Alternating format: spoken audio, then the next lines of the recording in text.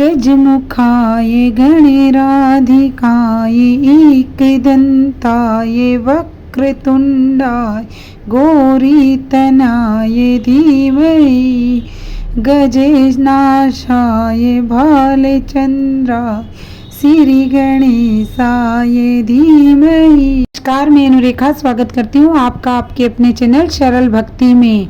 तो इस वीडियो में हम जानेंगे भाद्र मास में पड़ने वाली गणेश चतुर्थी के बारे में। भाद्र मास में दो चतुर्थी तिथि आती है। पहली आती है कृष्ण पक्ष की संकष्टी चतुर्थी और जो दूसरी आती है वो होती है गणेश चतुर्थी। दोनों में गणेश भगवान का ही पूजन होता है, बस इनके पर व्रत का पूजन का तरीका बिल्कुल अलग है। जो पहली जो संकष्टी चतुर्थी होती है उसमें चांद की बहुत बड़ी महिमा होती है। चांद को अर्घ्य देके ही पूजन किया जाता है और शाम के समय इनका पूजन होता है। लेकिन गणेश चतुर्थी का पूजन दोपहर में किया जाता है और इस दिन चंद्र दर्शन करना निषेध माना गया है, क्योंकि चतुर्थी का चंद्रमा का जो दर्शन करता है उसमें मिथ्या कलंक लग जाता है, जैसे कि भगवान श्री कृष्ण पे सामंतक मणि का लगा था। तो ये सामंतक मणि की जो भगवान कृष्ण की कथा है ये भी सुनना विशेष फलदायी माना गया है इस चतुर्थी पे। तो दोस्तों, भगवान गणेश एक ऐसे भगवान है जिसे हम हर साल घर में स्थापित करते हैं और अनंत चतुर्दशी पे खुशी खुशी विदा भी करते हैं। भगवान गणेश मंगल और शुभ के देवता माने जाते हैं।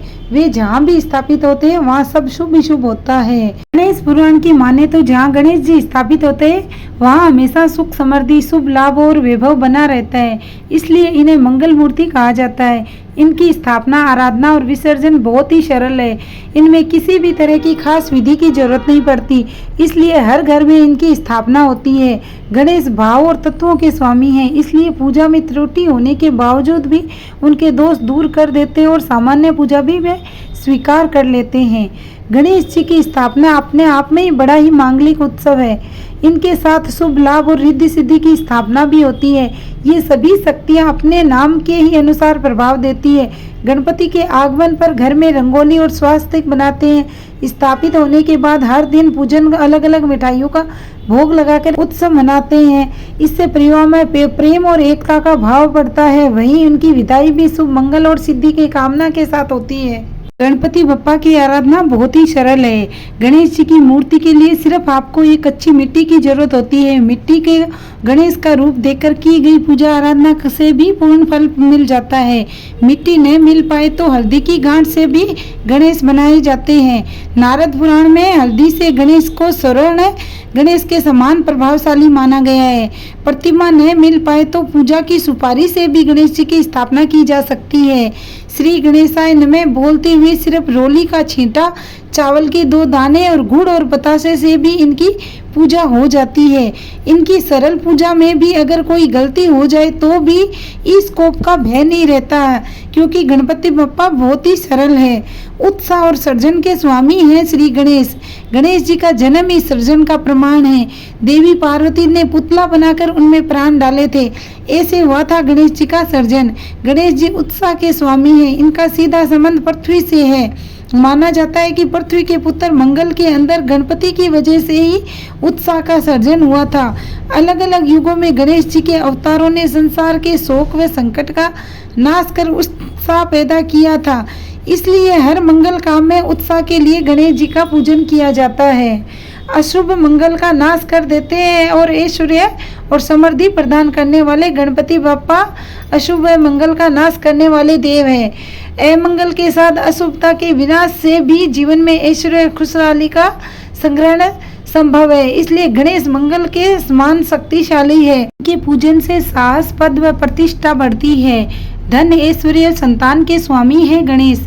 जबकि इन क्षेत्रों के ग्रह शुक्र है, उनसे गुरु समेत सभी ग्रह संतुष्ट रहते हैं, इसलिए इनकी उपासना 9 ग्रहों के दोष से मुक्ति भी दिलाती है। शुभ मुहूर्त रूप है गणपति। बिना आज्ञा की पूजा में देवता भी नहीं जाते हैं गणपति की। गणेश जी को ही शुभ मुहूर्त कहते हैं, यानी जिस काल में गणेश जी की उपस्थिति हो वह समय शुभ मुहूर्त हो जाता है, इसलिए सबसे पहले गणेश जी की पूजा की जाती है। गणेश जी सभी दिशाओं के स्वामी हैं। इनकी आज्ञा के बिना देवता पूजा स्थल पर नहीं जाते हैं। पहले वे दिशाओं की बाधा को दूर करते हैं, फिर पहुंचते हैं। यही कारण है कि किसी भी देवी देवता की पूजा से पहले भगवान गणपति का आह्वान किया जाता है। गणपति में शुभ और मंगल करने वाली भगवान नारायण की शक्तियां हैं, इसलिए गजानन को राजसी देवता भी कहा जाता है। विष्णु जी के पास सृष्टि के पालन की जिम्मेवारी है, जो कि गणेश जी की कृपा से ही पूरी हो पाती है। गणेश जी की पत्नियां रिद्धि और सिद्धि में माँ लक्ष्मी का ही वास है। रिद्धि का तात्पर्य वृद्धि व सिद्धि का शुभता से है, इसलिए गणपति पूजन में माँ लक्ष्मी रूपी रिद्धि सिद्धि का जीवन में आना ही मंगल सूचक है। भगवान गणेश को लाल रंग अत्यंत प्रिय है, जो सौभाग्य, उत्साह और साहस और जीवन का प्रतीक है। गणेश पुराण के अनुसार गणेश जी ने बाल्यकाल में सिंदूर नामक एक असुर का संहार किया था। इस युद्ध के बाद गणेश जी ने उस असुर के रक्त को अपने शरीर पर लगाया था, जिससे लाल रंग का विशेष महत्व उत्पन्न हुआ। इसी कारण से गणपति महाराज को लाल सिंदूर और लाल रंग विशेष रूप से प्रिय हो गए।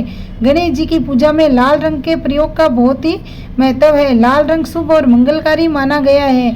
गणेश जी के भक्तों के लिए सौभाग्य और समृद्धिदायक है। विशेष रूप से लाल गुड़हल का फूल गणेश जी को अत्यंत प्रिय है, इसलिए इसे पूजा में अर्पित करना शुभ माना गया है। गणेश उत्सव के दौरान लाल रंग का प्रयोग विशेष महत्व रखता है। आप लाल रंग के फूल, वस्त्र और पूजन सामग्री का प्रयोग करने के साथ ही पूजा के समय स्वयं भी लाल वस्त्र धारण कर सकते हो। भगवान गणपति को दुर्वा भी अत्यधिक प्रिय है। पुराणों में वर्णित एक कथाओं के अनुसार एक राक्षस था अनलासुर नामक। उसने बहुत ही उत्पात मचा रखा था स्वर्ग और पाताल में। अनलासुर लोगों को जीवित ही निकल जाता था। सभी देवता बहुत परेशान हो गए थे। वे इस संकट से मुक्ति पाने के लिए भगवान शिव के पास पहुंचे और उन्होंने सहायता की प्रार्थना की। भगवान शिव ने देवताओं से कहा कि इस समस्या का समाधान गणेश जी कर सकते हैं। सभी देवताओं ने गणेश जी की स्तुति की और उनसे अनलासुर का वध करने का आग्रह किया। गणेश जी ने अनलासुर को निगल लिया, लेकिन इससे उनके पेट में अत्यधिक जलन होने लगी और ये ज्वाला शांत नहीं हो रही थी। तब कश्यप ऋषि ने 21 दुर्वा एकत्रित की और गणेश जी को खिलाई।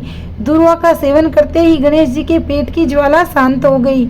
इसी कारण से भगवान गणेश जी को दुर्वा अत्यधिक प्रिय है और ऐसा माना जाता है कि उन्हें 3 या 5 गांठ वाली दुर्वा अर्पित करने से वे बहुत ही शीघ्र प्रसन्न होते हैं और भक्तों को मनोवांछित फल प्रदान करते हैं। गणेश चतुर्थी से शुरू हुआ गणेशोत्सव उत्सव 10वें दिन गजानन की विदाई के साथ पूरा होता है। इसमें गणेश जी की मिट्टी की प्रतिमा को जल में विसर्जित किया जाता है।